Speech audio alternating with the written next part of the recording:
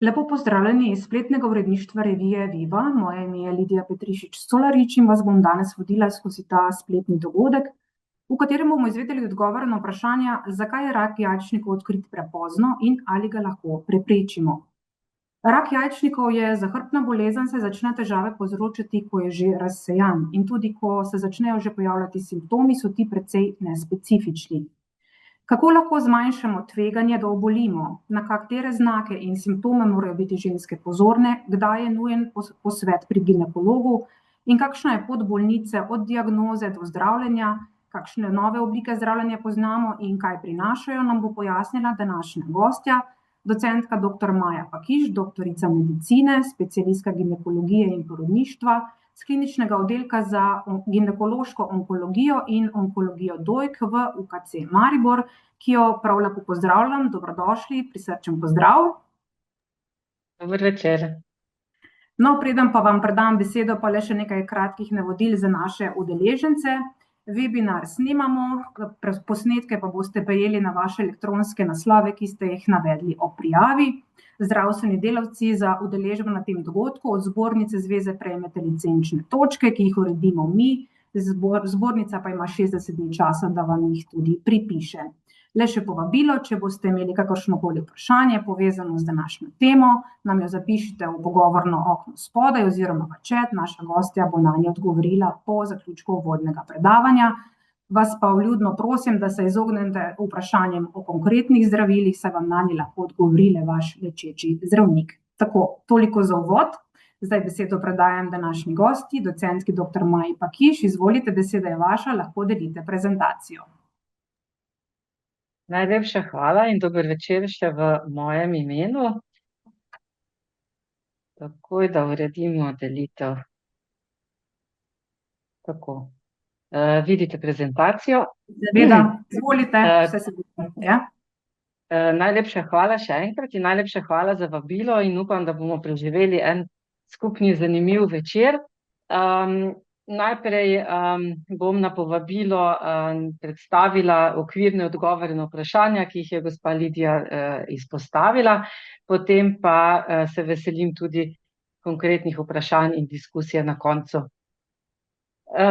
Danes bi poudarila tudi to, da nisem tu samo kot zdravnica ginekologinja, ki se v bistvu od opravljenega specialističnega izpita skoraj celotno kariero ukvarjam z bolnicami z rakom rodil, ampak tudi kot članica Evropskega združenja za ginekološko onkologijo, ki je v Evropi največje združenje, ki med seboj povezuje predvsem ginekologe, ki so specializirani za obravnavo žensk z raki rodil, pa tudi ostale specialiste, ki v timu sodelujejo. Nekako osnovni moto Evropskega združenja za ginekološko onkologijo je v bistvu to, kar si predvidevam, da bolj ali manj vsi želimo. In sicer, da bi vsaka prebivalka v Evropi imela enak dostop do kakovostne obravnave, preventive in raziskav, pa tudi, da bi vsak zdravstveni delavec imel enak dostop do znanja, izkušenj in kariernega napredka, ker so namreč subspecialna znanja izjemnega pomena in je zato zelo pomembno, da imamo dostop do njih tudi seveda strokovnjaki. Številne dejavnosti Evropsko združenje za ginekološko onkologijo opravlja, v prvi vrsti priprava mednarodnih strokovnih priporočil, pa seveda tudi izobraževanje zdravnikov, certificiranje zdravnikov, akreditacije zdravstvenih ustanov in tako naprej. Kar pa bi rada za današnjo publiko posebej poudarila, pa je, da znotraj Evropskega združenja za ginekološko onkologijo je tudi združenje društev pacient, ki se imenuje Engage. Iz Slovenije je članica tega združenja Evropa Dona Slovenija. Tako da lahko tudi preko njih v Sloveniji dostopate do aktivnosti, ki jih Engage pripravlja in so posebej usmerjene v splošno populacijo, v vse prebivalce, v smislu ozaveščanja, usmerjanja ljudi, združevanja pacientk, delitev izkušenj in tako naprej. Torej, danes se pogovarjamo o raku jajčnika. Načeloma gre za bolezen, ki ni zelo pogosta. V Sloveniji zboli vsako leto približno 170 do 180 žensk. Je pa med ginekološkimi raki oziroma raki rodil to drugi najpogostejši, takoj za rakom maternične sluznice. Na ekranu malo predstavim osnovno shemo, da si predstavljate, o čem govorimo, ko se pogovarjamo o rodilih. Vemo, da se spodnja rodila začnejo z zunanjim spolovilom, ki se nadaljuje v nožnico. Nato imamo maternico, ki je razdeljena na maternični vrat in maternično telo. Iz maternice imamo povezavo do jajčnikov, ki jo imenujemo jajcevodi, in potem so tu jajčniki, tisti del rodila, o katerem se bomo danes pogovarjali, in ima dve osnovni najpomembnejši funkciji v ženskem telesu. Prvo je, da izloča ženske spolne hormone, ki omogočajo normalen razvoj ženske in pa zmožnost zanositve, ter proizvaja vsak mesec zrelo jajčno celico, ki se sprosti po jajcevodu v maternično votlino in je pripravljena na oploditev. Torej, če se malo pogovorimo o tem, kdaj je večja verjetnost ali pa manjša verjetnost, da zbolimo za rakom jajčnika. Nekako vsaka ženska ima približno 1 do 2% življenjsko verjetnost, da bi enkrat v življenju zbolela. To je, če se pogovarjamo o ženskah v splošni populaciji. Medtem ko, če ima ženska družinsko obremenitev z potrjeno genetsko mutacijo, najpogostejša in najbolj znana je brca, o kateri ste zagotovo vsi že slišali, če drugače ne zaradi Angeline Jolie. Pa vidite, da je življenjsko tveganje žensk za to mutacijo precej večje, da bodo zbolele s to boleznijo. Še vedno pa ni 100%, to je zelo pomembno, da poudarimo, ker včasih ljudje razmišljajo, ko zbolijo, od česa je nekaj prišlo, zakaj sem ravno jaz zbolel, kaj je tisti razlog, da sem zbolel. Načeloma nikoli ne moremo govoriti o enem samem razlogu, vedno gre za splet okoliščin.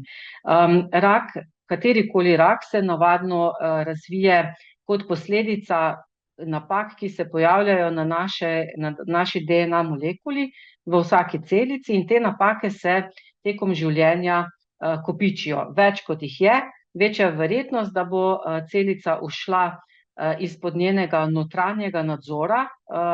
Vsaka celica ima svoj notranji nadzor, da ko se zaznajo napake v proteinih, da se celica v bistvu gre v tako programirano celično smrt.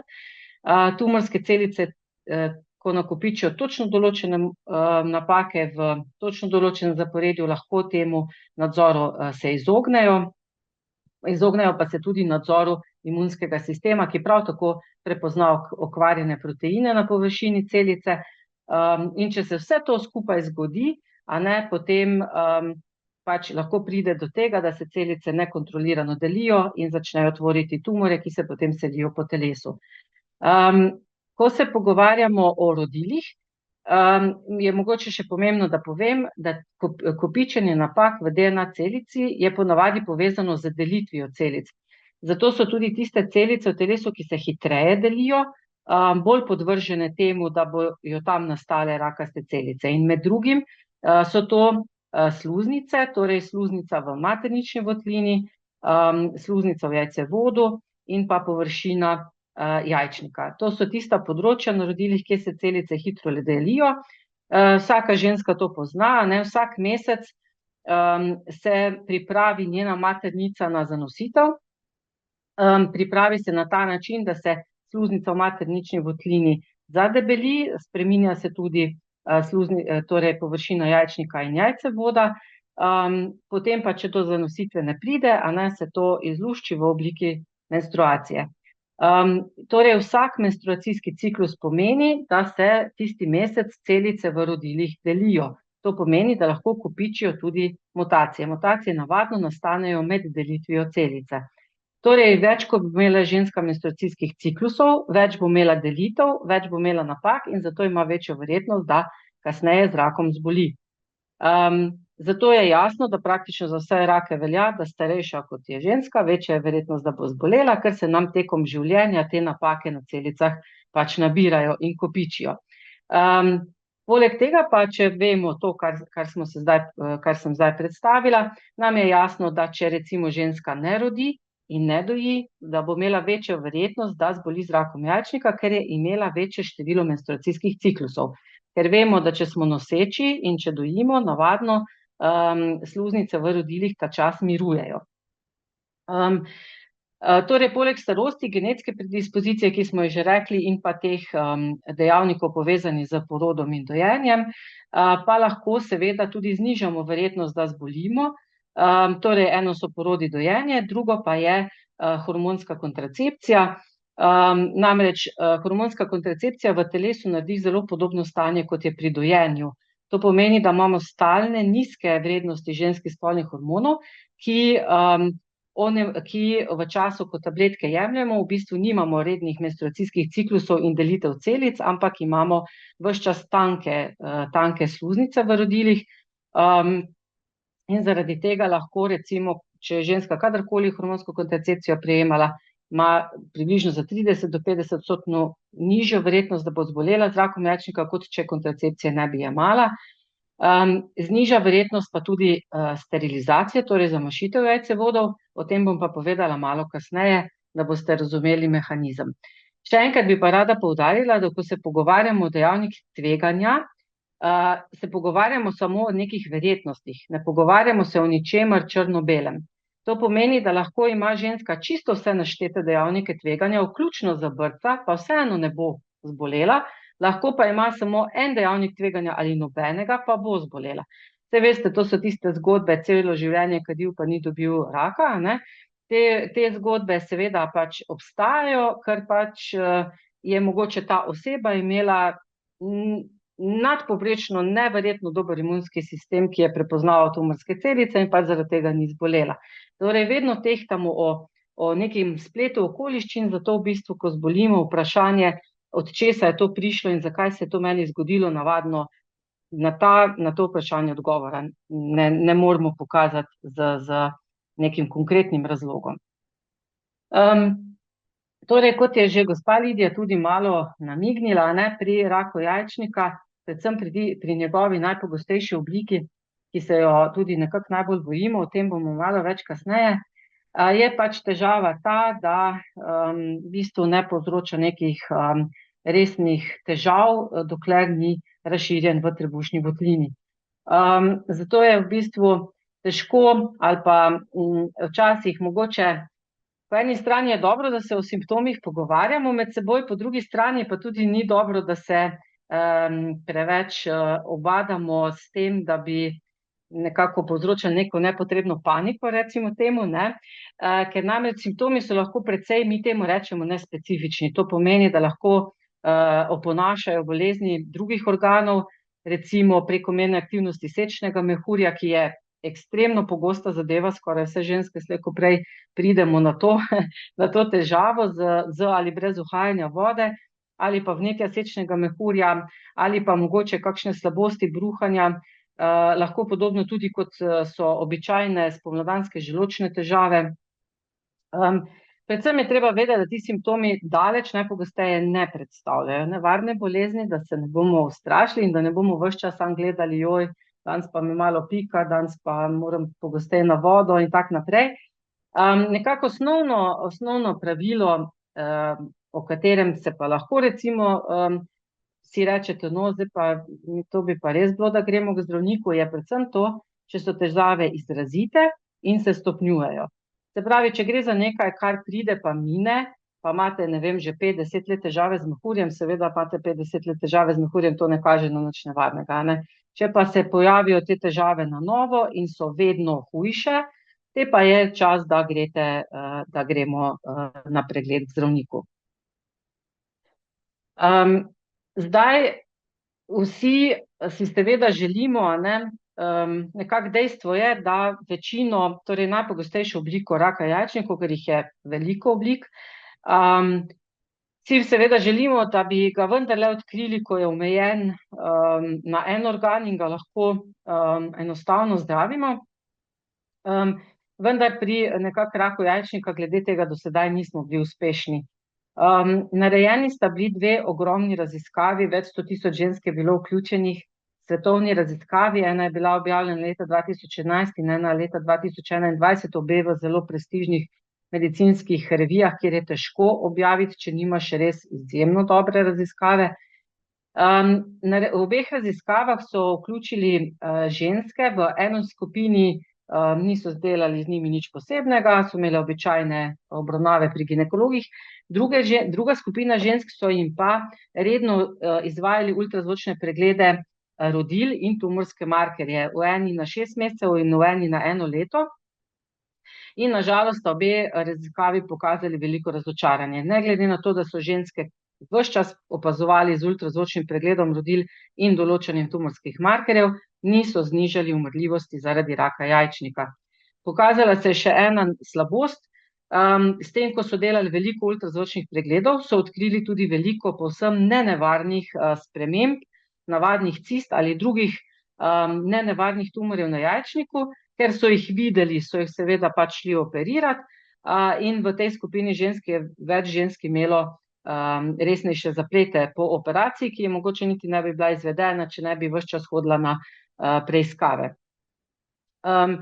In kasneje pa so znanstveniki pač proučevali, zakaj bi zdaj do tega prišlo, in raziskave so nekako kasneje pokazale, da v bistvu je težava pri raku jajčnika, tej njegovi najhujši obliki, ta, da se predrakave spremembe začnejo na jajcevodu. To so najprej odkrili pri ženskah, ki so brca nosilke, ki so jim preventivno odstranjevali jajčnike pa jajcevode, da ne bi zbolele, ko so jih pregledali, pač našli predrakave spremembe in te so se v bistvu nahajale na jajcevodu, ne na samem jajčniku. In težava je ta, da takoj, ko se predrakave spremembe pojavijo, ko so torej mikroskopsko majhne in ne delajo nobenih težav in jih tudi z slikovnimi preiskavami ne moremo videti, začnejo te celice hitro plavati po trebušni mreni, ki jim rečemo peritonej, in tam začnejo tumorčki rasti. In zaradi tega v bistvu, ne glede na to, koliko mi ultrazvočna rodila gledamo, v bistvu ne moremo odkriti te oblike raka jajčnika v zgodnji obliki. Kot sem pa že namignila, pa rak jajčnika seveda ni ena sama bolezen, v bistvu to velja za vse rake, zato tudi velja povedati, da pogovori v smislu, ta ima raka, on ima raka, njemu se je to zgodilo, njemu se je ono zgodilo, nikoli ne moremo izkušnje drugih ljudi prenašati nase. Vsak človek je zgodba zase in tudi rakov imamo ogromno podvrst. Tu ne gre za eno samo bolezen, ampak gre za številne podvrste, ker je odvisno od tega, iz katerih celic tumor nastane, od splošnega zdravja človeka, od zelo veliko dejavnikov je odvisno, kakšen bo potek bolezni. Nekako pri tistih rakih jajčnika, ki so pri odraslih ženskah najpogostejše, ločimo dve skupini. Torej, ena skupina je ta, ki sem jo že omenila, pri kateri je predrakava sprememba na jajcevodu. In to so tisti raki, nekje približno 70% rakov jajčnika v odrasli dobi sodi v to skupino, ki jih, kot smo rekli, načeloma pozno odkrijemo in jih zaenkrat ne znamo najti v zgodnji obliki. Druga skupina rakov na jajčniku, ki jih pa jih približno 30% v odrasli dobi, so pa takšni, da pa začnejo rasti na jajčniku, in sicer navadno v obliki ciste, sicer tu ne gre za navadno vodno cisto, ampak gre za cisto, ki ima v steni tumorske celice. V njej lahko nastane predrakava sprememba, ki jo imenujemo mejno maligni tumor, to je verjetno že kdo od vas slišal ali pozna koga, ki je zbolel. In ta mejno maligni tumor kasneje lahko postane invazivni rak. Ta skupina rakov ima precej boljšo prognozo, gre za počasi rastoče tumorje, navadno jih odkrijemo, ko so omejeni na jajčniku, in večinoma zdravimo kirurško. Težava je pač v tem, oziroma slaba stvar je v tem, da jih je približno 1/3 med ženskami, ki zbolijo, 2/3 pa nažalost zbolijo s tisto drugo hujšo obliko. Torej, če se zdaj pogovorimo, kako lahko rak preprečimo ali znižamo verjetnost. Torej, predvsem se pogovarjamo o tej hudi obliki raka, iz te skupine 2, ker ta nas najbolj žuli, bomo rekli, tega si najmanj želimo. Iz skupine 1, če zbolimo, je v bistvu bolezen povsem obvladljiva, medtem ko pri večini primerov, medtem ko v tej drugi skupini pa je prognoza slabša. In zdaj, če smo ugotovili, da je predrakava sprememba na nivoju jajcevoda, ne pa na samem jajčniku, so začeli strokovnjaki razmišljati, kaj pa, če bi mi preventivno jajcevode pri zdravih ženskah odstranjevali. Najprej je ta ideja prišla pri ženskah, ki imajo BRCA mutacijo, torej genetsko obremenitev. Namreč pri njih se svetuje preventivna odstranitev jajcevoda in jajčnika, ko so v bistvu še mlade, torej ko se odločijo, da ne bodo več rodile, oziroma nekje tam do starosti 35 do 40 let, oziroma pri BRCA2 lahko tudi malo kasneje. Težava pa je, da jih seveda ta ukrep lahko reši raka jajčnika, jih pa seveda hkrati prestavi v menopavzo z vsemi težavami, ki temu sledijo. Zato so tu začeli malo razmišljati, kaj pa, če bi mi odstranili samo jajcevode, jajčnike, ki pa izločajo hormone, pa pustili. Zaenkrat še potekajo raziskave, ki gledajo, ali bi pri tej skupini žensk ta dvostopenjska operacija, torej najprej jajcevodi, pa potem čez leta, ko gre ženska v menopavzo, se odstranijo še jajčniki. Zaenkrat, če nimamo črno-belo trdnih dokazov, da je ta pristop varen, raziskave še potekajo, je pa zelo verjetno, da bo.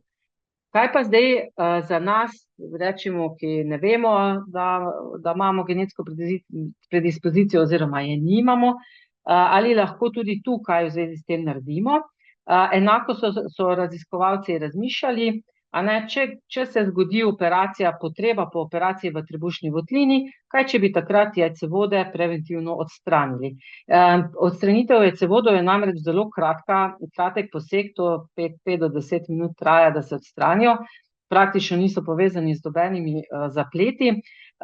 Torej, če smo že v trebuhu zaradi nečesa drugega, torej ne, da bi šli zdaj operirati samo zaradi tega, so razmišljali raziskovalci, kaj pa če, recimo, če gre ženska na operacijo zaradi miomov na maternici, pa ne želi več roditi, pa je potrebna odstranitev maternice, pa se zraven odstranijo še jajcevodi.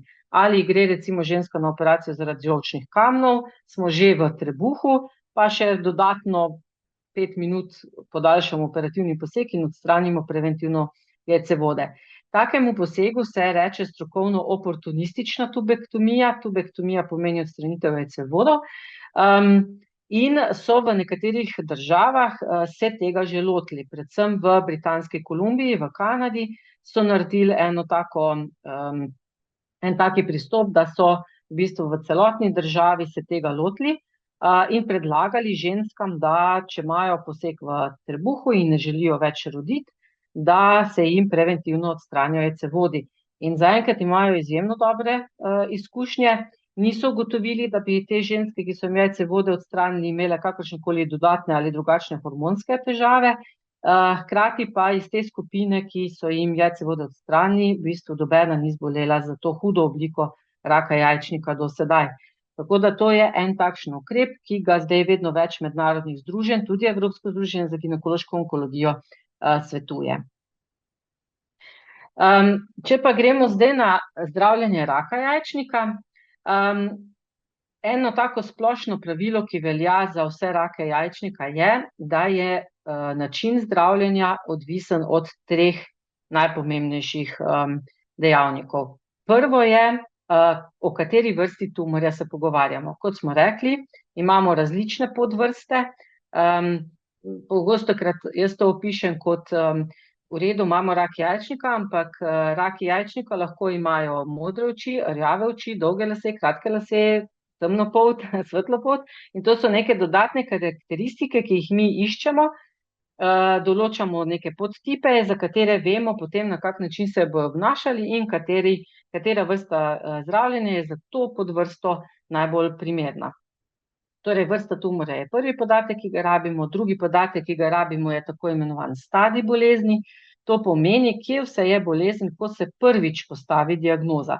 Torej, ko prvič mi potrdimo, da gre za rak, moramo vedno poslikati a ne žensko poiskati, kje vse bolezen je samo na jajčniku, je po trebušni votlini, je v pljučih, ker je seveda od tega tudi način zdravljenja odvisen. In pa seveda tretji dejavnik je, kakšno je splošno zdravstveno stanje ženske in kakšna so njena pričakovanja.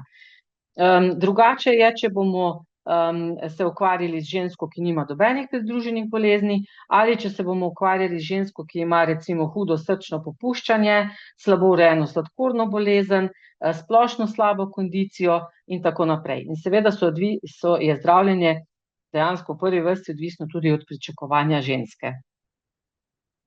In kdo vse sodeluje, ko se pogovarjamo, kako bomo raka zdravili, tudi to je v bistvu nekako, bomo rekli, malo splošno, velja za vse rake, ne samo za ginekološke. Torej, za uspešno zdravljenje raka vedno potrebujemo skupino ljudi, tim ljudi. Gre vedno za, mi temu rečemo, multidisciplinarni pristop. Za sodelovanje pri zdravljenju morajo biti vsi tule našteti ljudje prisotni, pa ne samo, da so prisotni, morajo biti, mi temu rečemo, subspecializirani. Torej, ne da si samo specialist radiolog, moraš biti tudi specializiran prav za trebušne in prsne organe. Ali pa patolog, mora biti patolog, ki veliko gleda tumorje rodil.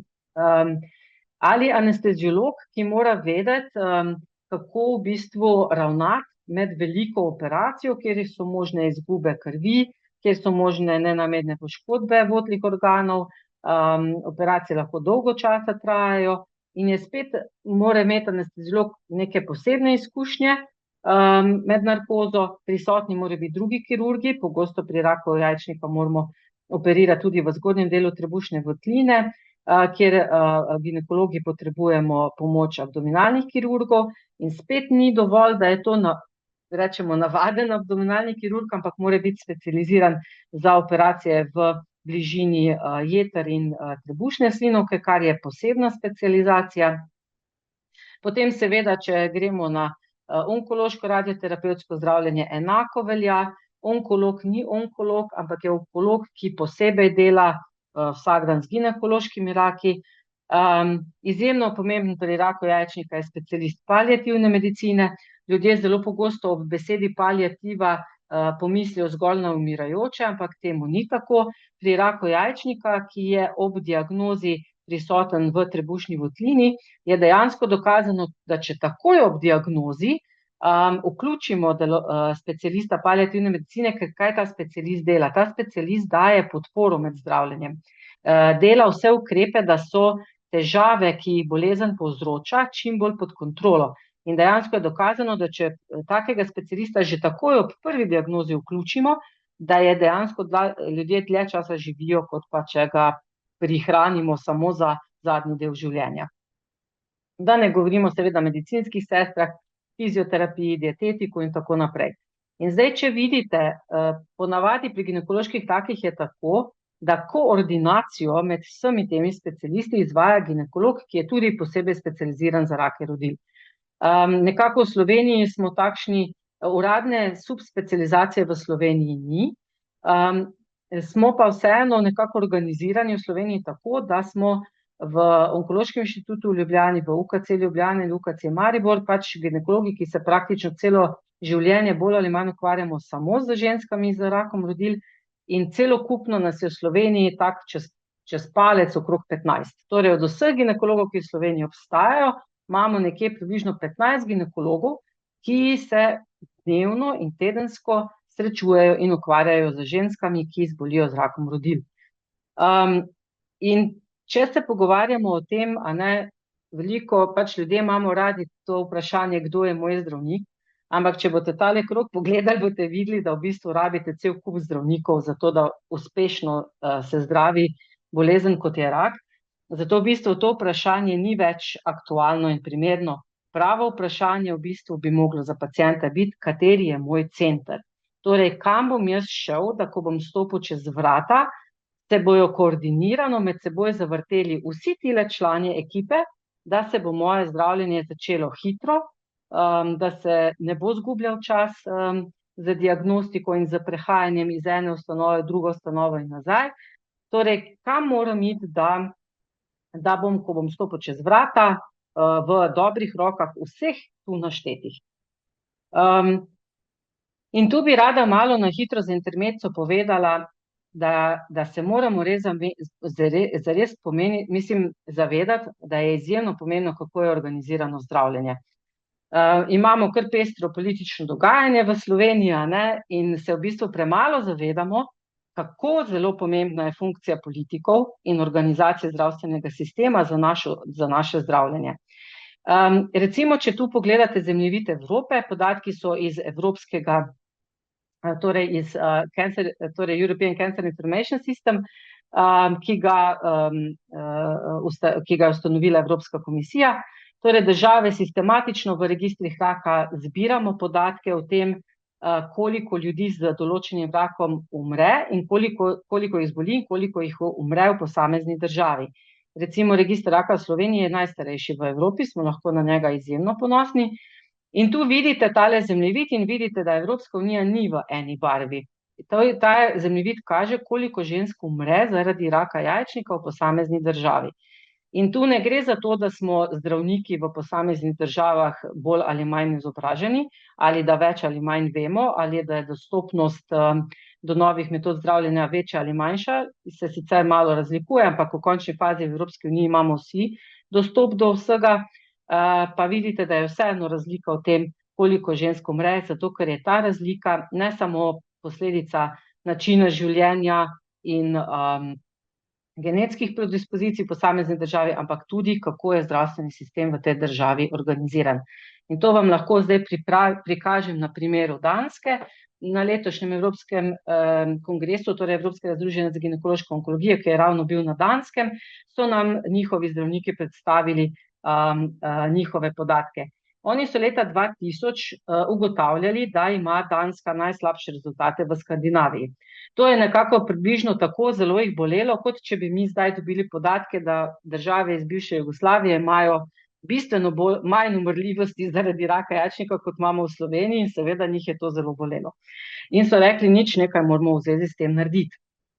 Takrat so ugotavljali, vidite vijolična črta, Danska, največ žensk je umrlo zaradi raka jajčnika.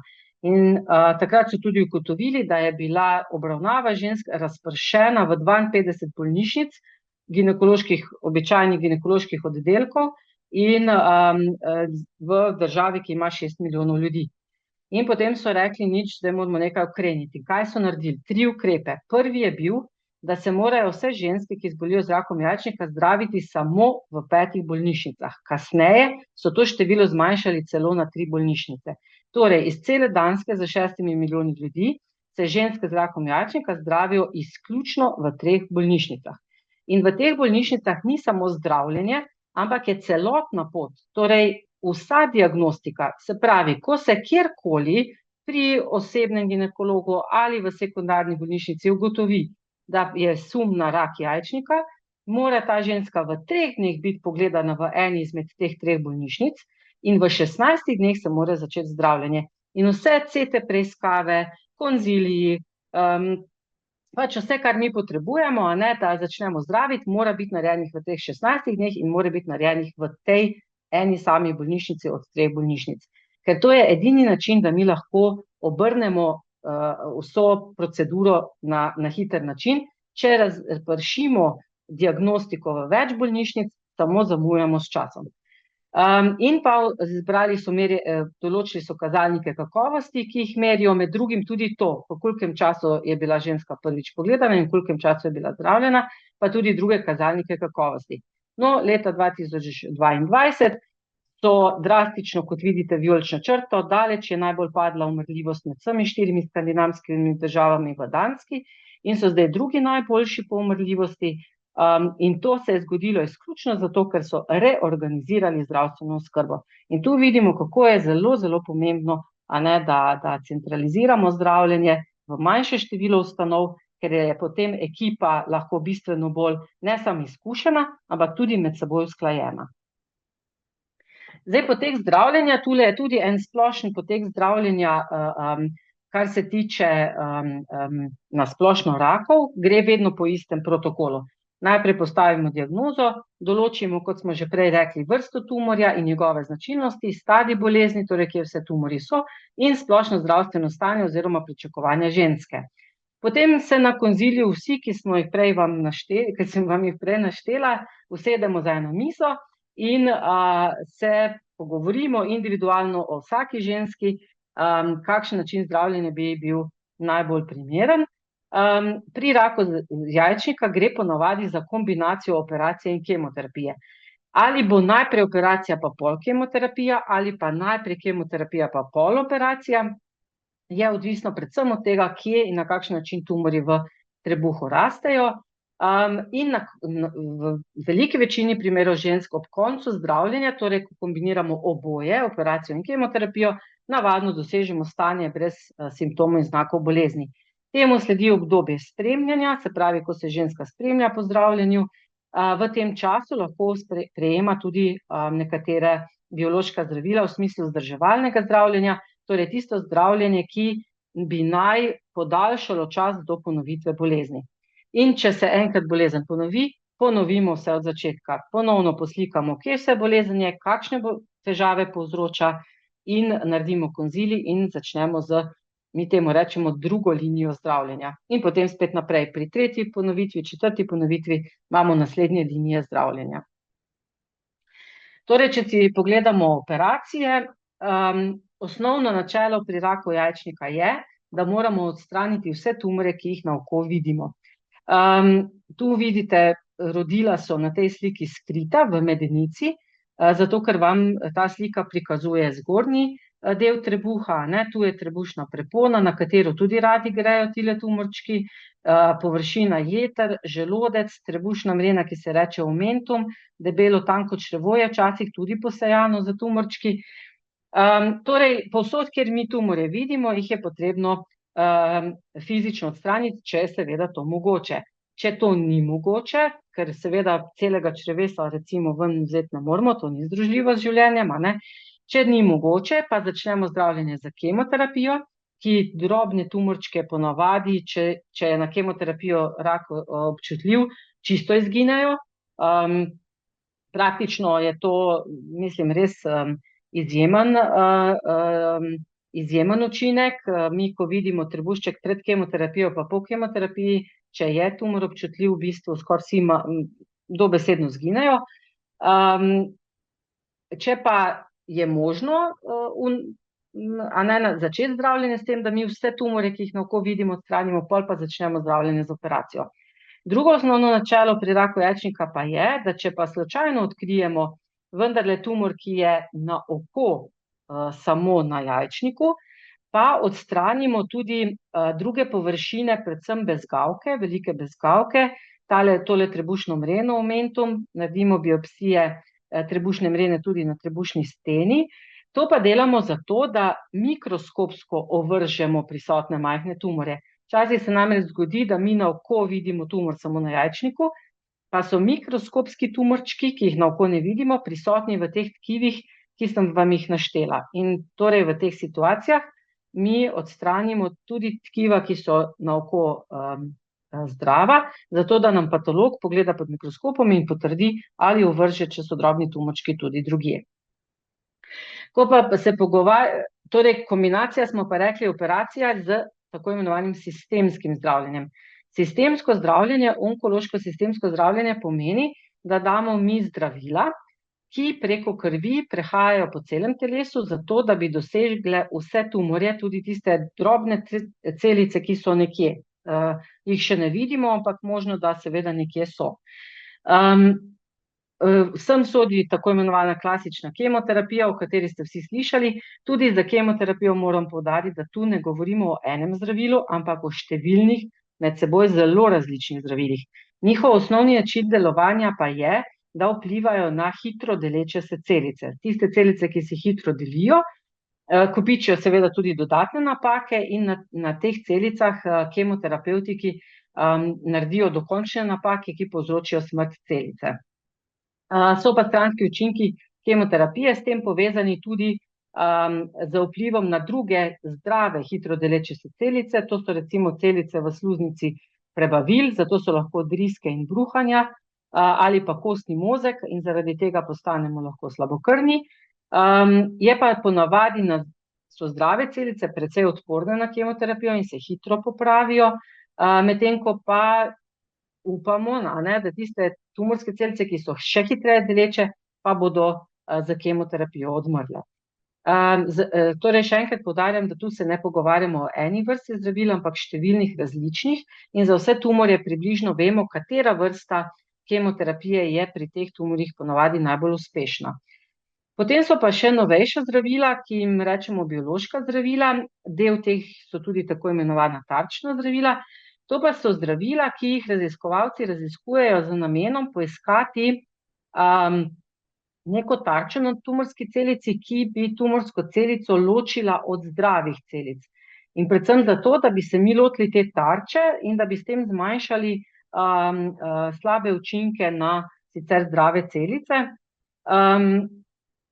In ta zdravila zelo pogosto delujejo v stilu ključ-ključavnica. Torej, tumor mora nujno imeti prisotno ključavnico, sicer ta ključ ne odpre vrat.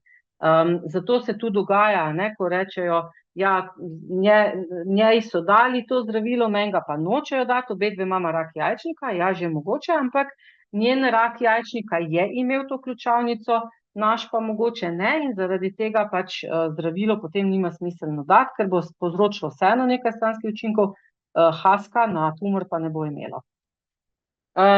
In recimo, če na hitro pogledamo, katera biološka oziroma tarčna zdravila pri raku jajčnika uporabljamo, eno so na primer hormonska zdravila. To je eno najstarejših bioloških zdravil, ki jih uporabljamo, bolj poznate mogoče tudi iz raka dojke. Nekatere podvrste raka jajčnika, predvsem iz tiste dobre skupine 1, so hormonsko odvisni in če damo zdravila, ki zavirajo ženske spolne hormone, v bistvu precej upočasnijo rast tumorjev.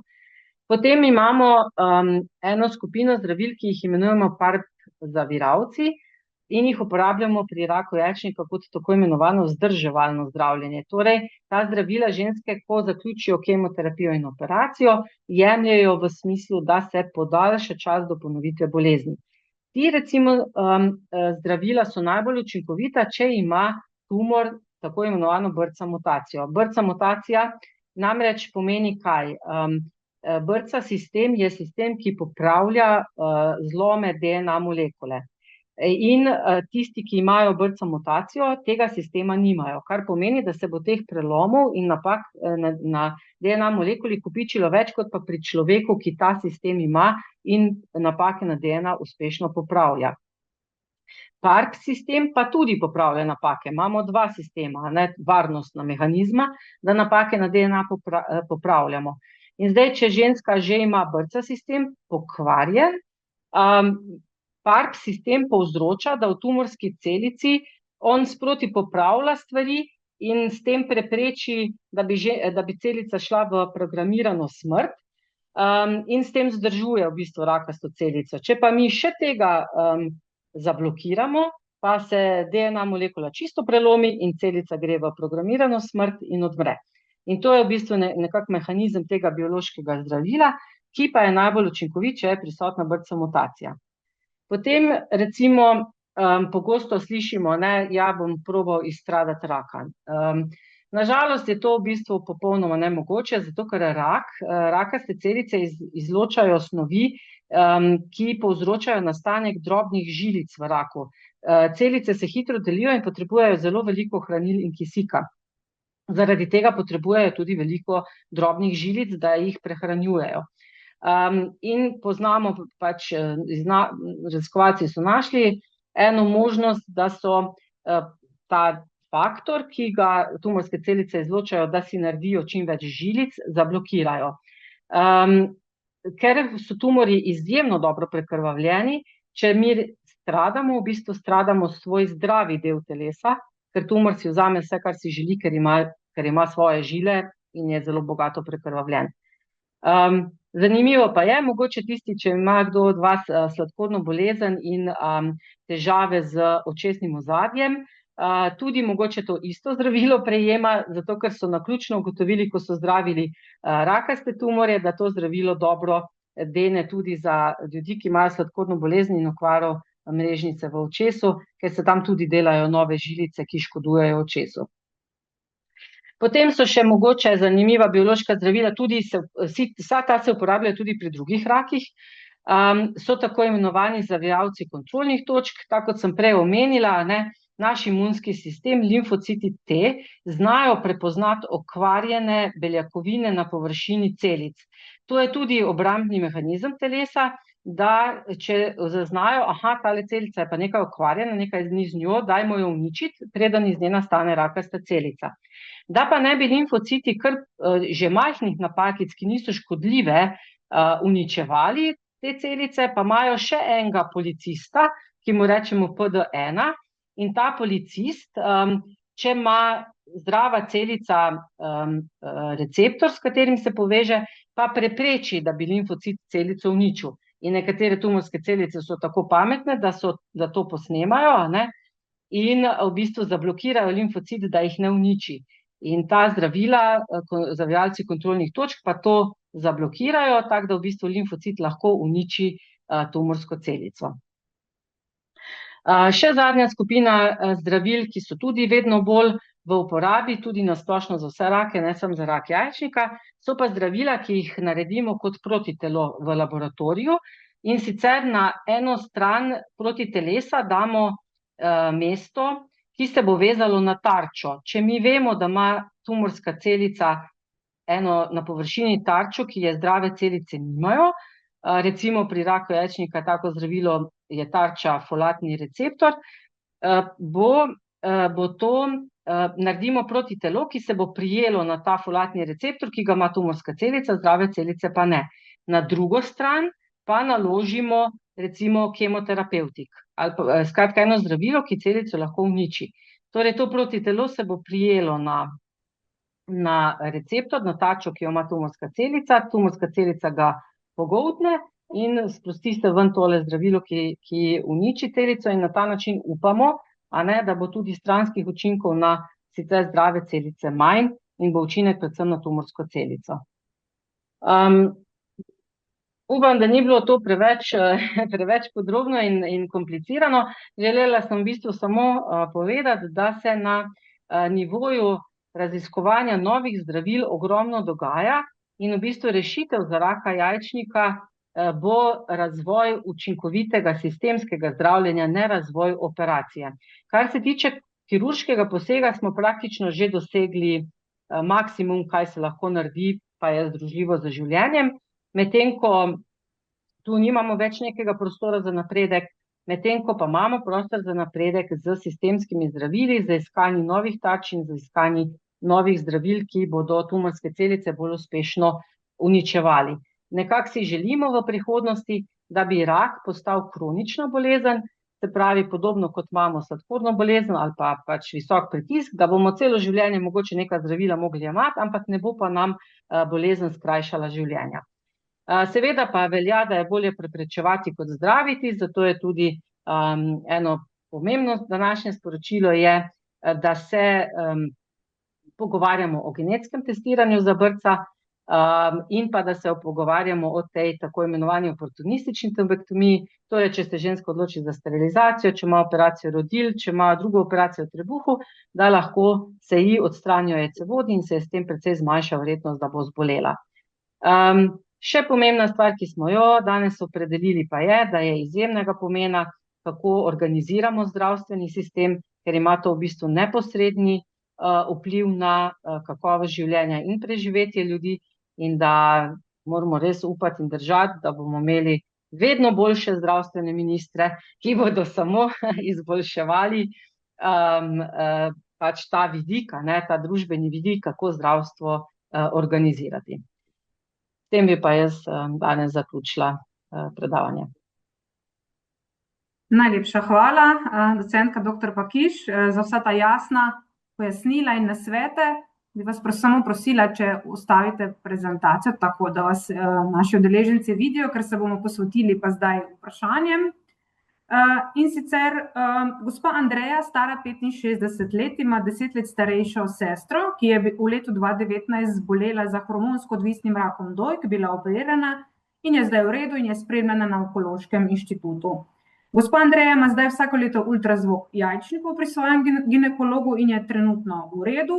Kot sem dejala, stara je 65 let, prijateljice pa ji svetujejo, naj da odstraniti jajčnike in zdaj je v dilemi, kaj naj naredi, oziroma vas prosi za vaše mnenje oziroma priporočilo, kako se naj odloči. Najlepša hvala za to vprašanje. Zdaj, če sem jaz vse številke prav preračunala, je bila sestra od gospe Andreje starejša kot 50 let, ko je zbolela za rakom dojke.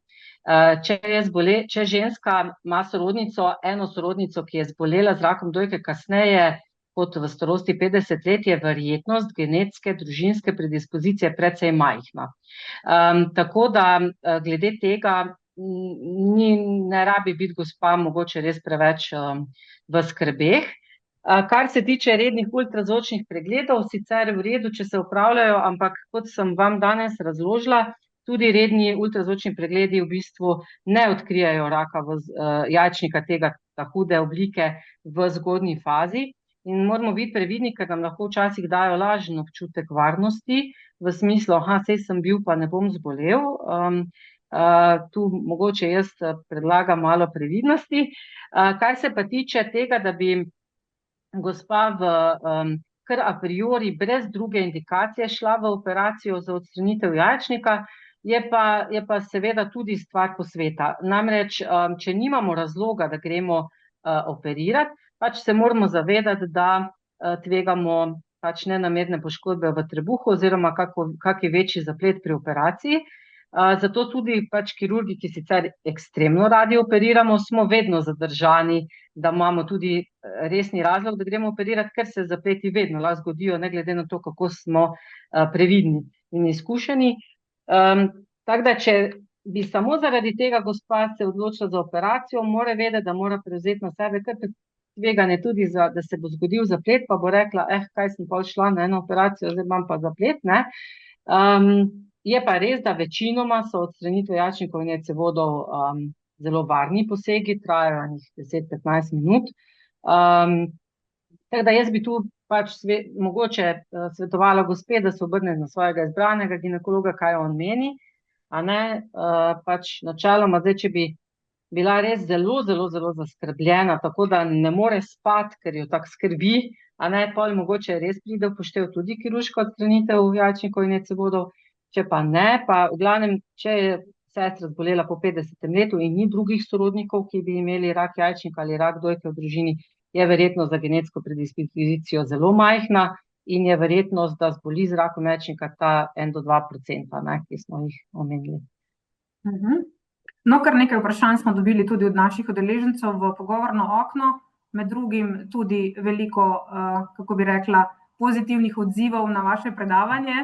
No, eno izmed vprašanj pa je, ali lahko izostanek menstruacije, ki je bila redna, ni nosečnosti, nakazuje na težavo z jajčniki?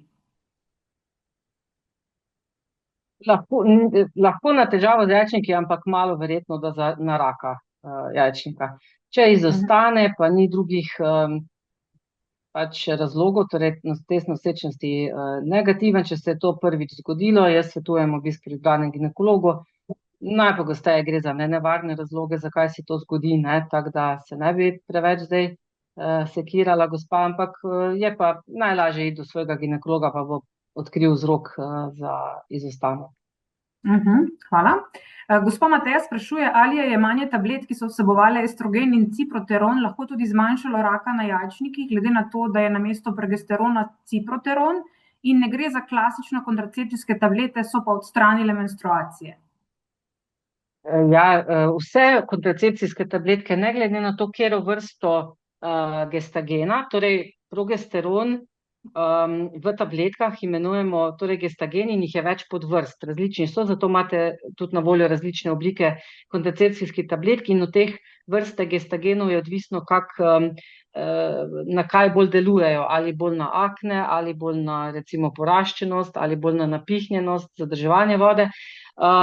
Načeloma pa čisto vse imajo enak učinek na znižanje verjetnosti za raka jajčnika. Poanta je v tem, da ni vsak mesec ovulacije in debelitve sluznic pred ovulacijo. To pa naredijo vse tabletke. Gospa Gordana samo sporoča, da je bilo razumljivo predstavljeno in super predavanje in ravno prav podrobno. Gospa Marija pa sprašuje, kdaj je ženska lahko napotena na testiranje brca? Ja, dobro, zelo dobro vprašanje.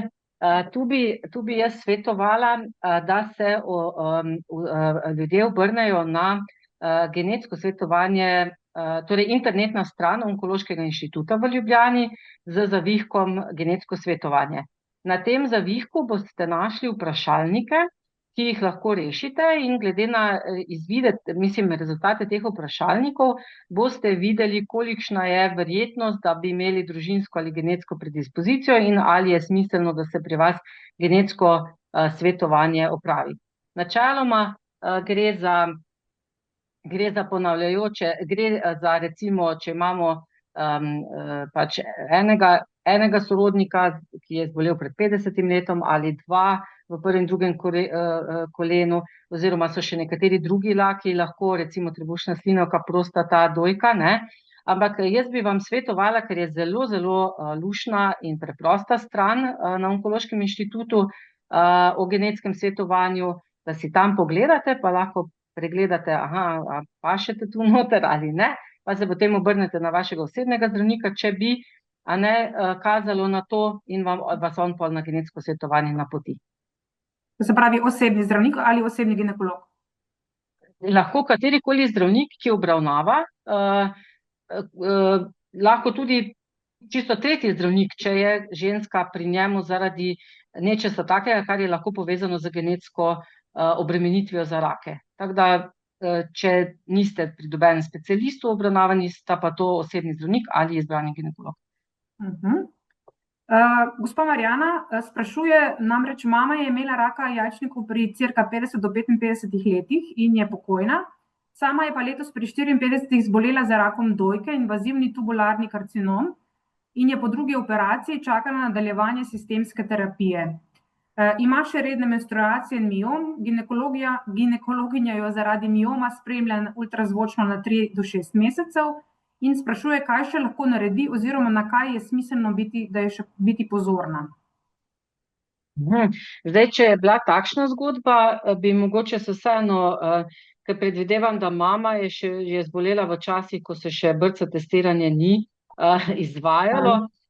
Zdaj moram povedati, da pri vseh rakih jajčnika a priori opravimo brca testiranje v samem tumorju in potem še pri ženski, ker brca mutacija lahko nastane v tumorju, lahko pa se ženska z njo rodi in jo ima v vseh celicah. To sta dve različni poti. To zdaj delamo rutinsko, a ne, pri vsakem, ki zboli, pri tej gospe pa bi mogoče res prišel upoštev genetski posvet. In če genetski posvet pokaže družinsko obremenitev, bi tu bil na mestu razmislek tudi o preventivni odstranitvi jajčnikov in jajcevodov. Kar se tiče mioma, se ne rabi gospa preveč obremenjevati, miomi so izjemno pogosta stvar na rodilih, kot recimo navadna znamenja na koži. Izjemno redko se zgodi, da bi miomi bili maligni. Sploh tisti, ki so že dlje časa prisotni, v njih redko maligni tumor nastane, če nastane maligni tumor, nastane na novo. Tako da okrog mioma se jaz ne bi preveč obremenjevala, bi pa mogoče bilo smiselno genetsko testiranje glede na to družinsko anamnezo, pa potem ukrepi, če bi se izkazalo, da ima gospa predispozicijo. Mogoče še vprašanje, kolikšna je verjetnost, da se bolezen ponovi in v kolikšnem času? Zdaj pri tisti skupini 1, ko sem rekla, da jih je približno 30% rakov jajčnika, je ponavadi kirurško zdravljenje dovolj, če so v zgodnji fazi in se zelo redko ponovijo, lahko se sicer ponovijo tudi čez 10, 20, 30 let, je pa to redko, in če se ponovijo, so ponavadi tudi visoko ozdravljivi z kirurškim posegom. Kot sem rekla, so počasni, vsi počasni tumori tudi slabše odreagirajo na kemoterapijo, ker smo rekli, da kemoterapija učinkuje predvsem na hitro deleče se celice. Pri teh skupini 2, ne, ti, ki so ta hudi, rečemo, ne, ki jih vedno razsejane praktično odkrijemo, je pa ponavadi tako, da če so ti tumori občutljivi na kemoterapijo z tisto vrsto kemoterapije, ki jo najpogosteje uporabljamo, je ponavadi z operacijo in kemoterapijo se doseže stanje brez znakov in simptomov, pa je ponovitev tam navadno, no, nekje čez 3-4 leta, v nekje. Vsak človek je zgodba zase, mogoče te podatki so vedno neka splošna statistika, mi imamo tudi v ambulanti ženske po 20 let, ki se jim ni ponovil taki tumor, da ne moramo verjeti, kako je to možno, ampak se vse to zgodi, ne? Ampak tu nekje nekaj let je ponavadi do prve ponovitve bolezni. Gospa Špelica sprašuje, ali je priporočljiva enkrat letna kontrola markerjev CA125 in HE-4 po 40. letu kot preventiva? Ali mogoče še kaj drugega za tiste tudi z obremenilno družinsko anamnezo? Načeloma, tako kot sem vam rekla, raziskave, ko so tumorske markerje letno določali, niso bile uspešne v tem, da bi odkrili tumor v zgodnji obliki. Zato v bistvu redno spremljanje tumorskega markerja ni smiselno. Lahko nam da kvečjemu lažen občutek varnosti, ker tudi ne dvignejo vsi tumorji tumorskega markerja, ne. Tumorski marker negativen še ne pomeni, da raka ni. Zato v bistvu se tudi ne priporoča, nobeno strokovno združenje ne priporoča rednih meritev tumorskih markerjev. Ob tem, da moram še povedati, da so tumorski markerji CA125 visoki tudi pri povsem nenevarnih boleznih in lahko včasih naredijo ogromno nepotrebnega stresa ženski, če jih določamo, ker recimo lahko se dvignjeni pri ovulaciji, pri menstruaciji, pri endometriozi, pri vnetju v rodilih. To so vse razlogi, ki lahko dvignejo CA125 in če ga kar tako delamo brez razloga, se v bistvu ženska lahko prestraši, cel kup preiskav se dela, ves čas bo živela z glaskom, joj, nekaj je enkrat bilo, ampak v bistvu pa nič ni bilo, ne. Tako da glede tumorskih markerjev mi tega ne priporočamo, no, ker se ni izkazalo kot dobro orodje. Kaj še bilo drugi del vprašanja? Družinska bi pa jaz prej... družinska predispozicija bi pa jaz rekla, da bi gospa se šla na ono internetno stran od Onkološkega inštituta preveriti, kdo vse družin je v tabelico, pa če bi prišlo kot priporočeno, da gre na svetovanje, bi raje svetovala, da gre na genetsko svetovanje, da se potrdi ali uvrže predispozicija, pa se potem ukrepa glede na izvid. No, gospa Mojca ima zelo podobno vprašanje. Z mamo sta se testirali, mama je imela raka jajčnika pri 67, sedaj je stara 80 in je ozdravljena. Ugotovljeno je bilo, da je zbolela naključno, tako piše, oče pa je pokojni in je umrl pri 76, imel raka prostate in potem mehurja. Sprašuje, koliko je to lahko nevarno zanjo? Mislim, da malo, ker sta oba dva v bistvu zbolela v visoki starosti in mama skoraj zagotovo ni imela tega drugega, tako slabega, ampak je imela to dobro obliko raka jajčnika, zato je tudi ima odlično prognozo. Torej, ta nevarni raki jajčnika so tisti, ki so povezani z BRCA mutacijo oziroma podobnimi mutacijami.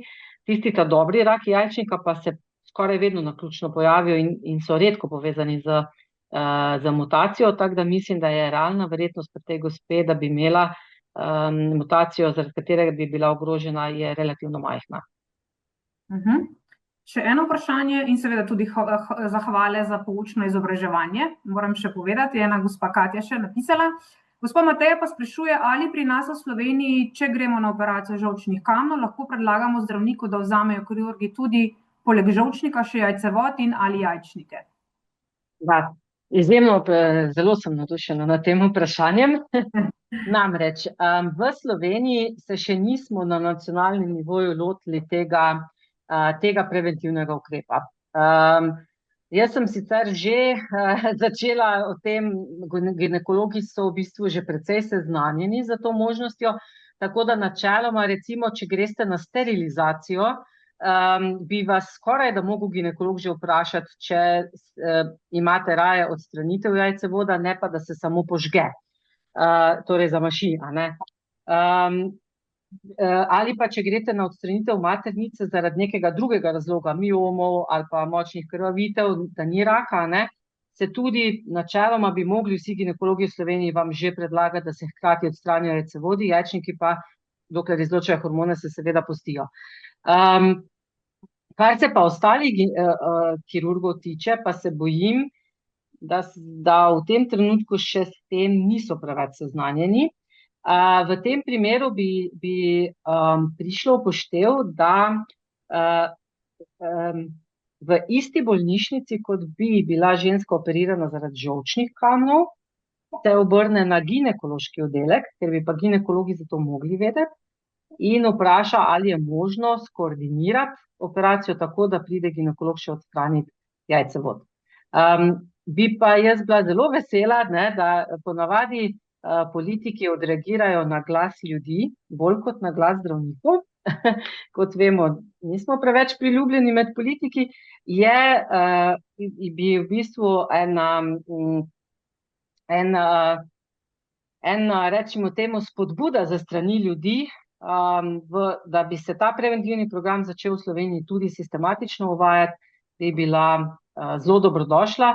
Jaz vam pa absolutno, jaz sem že kontaktirala NIJZ in tako naprej in sem že začela o tem delati, ampak tudi ostali ginekologi, ampak bi tu absolutno spodbudila tudi ljudi, da začnemo več pritiskati, da se to uvede, ta preventivni program.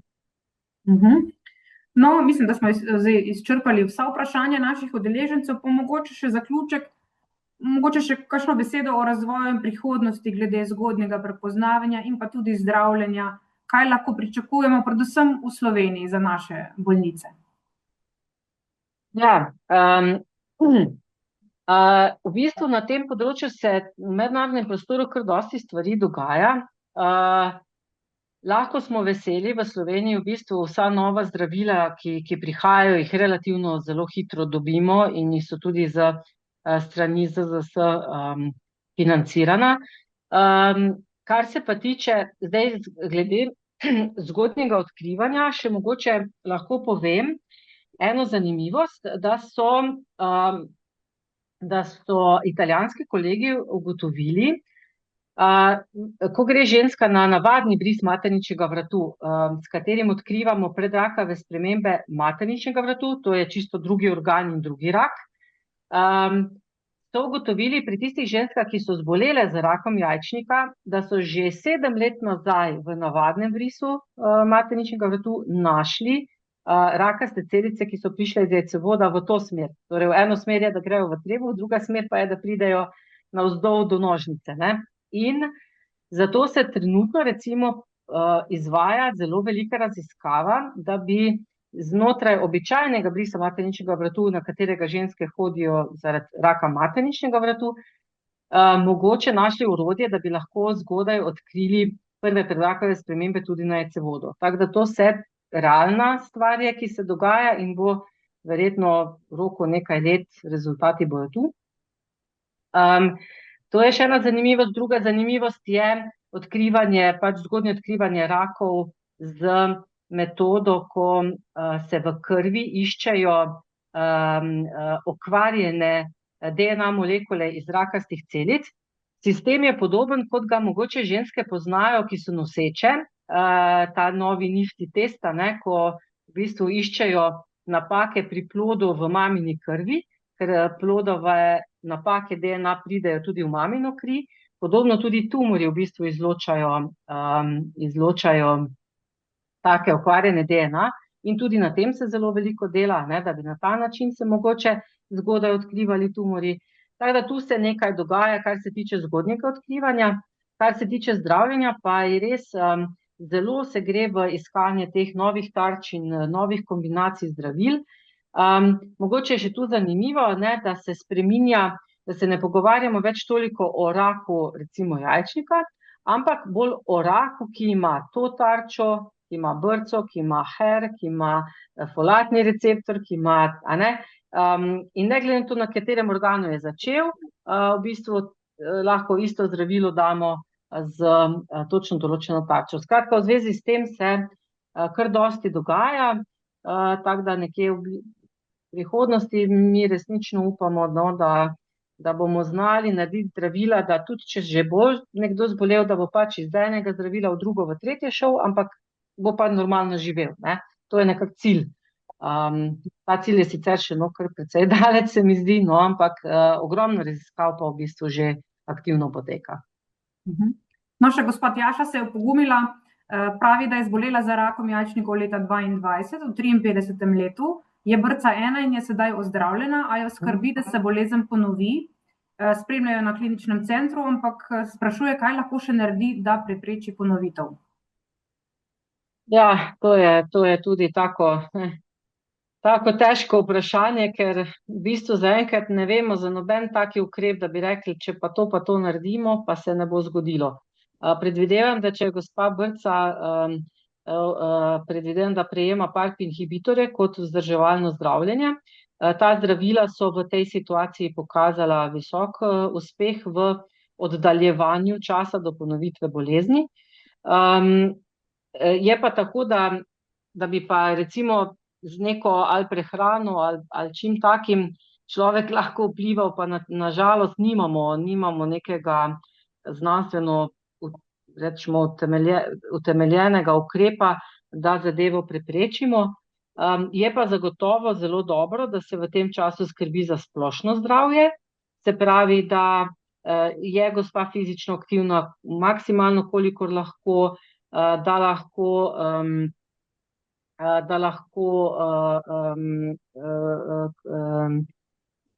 se pravi, skrbi tudi za, če ima, ne vem, sladkorno bolezen, pritisk ali karkoli že, a ne, da lahko, ko se bo bolezen ponovila, je v čim boljši kondiciji, ker bo potem tudi uspešnejše zdravljenje pač recljiva, ne. Mogoče še za zaključek nasvet tako zdravim ženskam z določenimi tveganji, pa tudi tistim bolnicam na poti zdravljenja, kaj jim bi ob koncu svetovali eni in drugi skupini?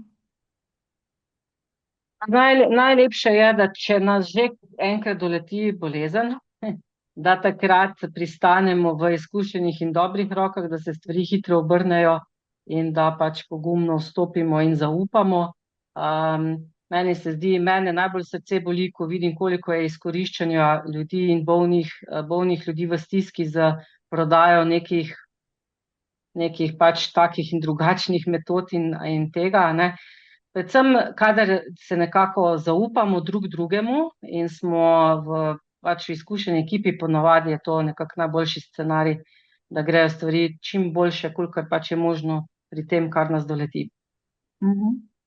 In poslušati primarno medicino in jim zaupati, kot pravi naša poslušalka oziroma udeleženka Klavdija.